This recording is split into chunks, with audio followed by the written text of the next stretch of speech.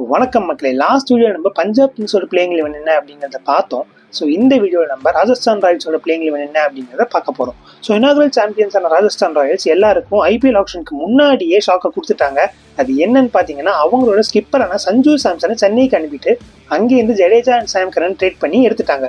So இந்த move எப்படி work ஆக போகுது, இவங்களால இந்த ஸ்குவாடை வச்சு ஒரு பேலன்ஸ்டான பிளேயிங் லெவன் கொண்டு வர முடியுமா அப்படிங்கிற மாதிரி நிறைய கேள்விகள் இருக்குது. ஸோ அதுக்கெல்லாம் நடுவில் சாம் கரனுக்கு இன்ஜுரி ஆகி இப்போ தர்ஷன் ஷானுக்காக ரீப்ளேஸ்மெண்ட்டாக எடுத்திருக்காங்க.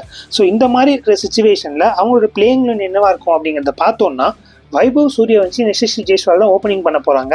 நம்பர் 3ல் ஷிம்ரான் ஹிட்மயர் வர போகிறாரு. ஸோ நம்பர் 4ல் அவங்க நியூ ஸ்கீப்பரான ரியான் பராக் வருவார். நம்பர் 5ல் த்ருவ் ஜுரேல் வருவார். ஸோ 6 and 7ல் அவங்களுக்கு ரவீந்திர ஜடேஜா தர்ஷன் ஷானுக்காக வருவாங்க. ஸோ நம்பர் 8ல் ஜோஃப்ரா ஆர்ச்சர் வருவார். ஸோ இவங்களுக்குமே 8 வரைக்கும் பேட்டிங் பவர் இருக்குது. ஏன்னா ஜோஃப்ரா ஆர்ச்சர்னாலையும் பேட்டிங்கில் கான்ட்ரிபியூட் பண்ண முடியும். ஸோ 9, 10, 11ல் சந்தீப் சர்மா, ரவி பிஷ்னாய் அண்ட் துஷார் தேஷ்பாண்டே வந்து அந்த பிளேயிங் லெவனை ஃபில் பண்ணுவாங்க.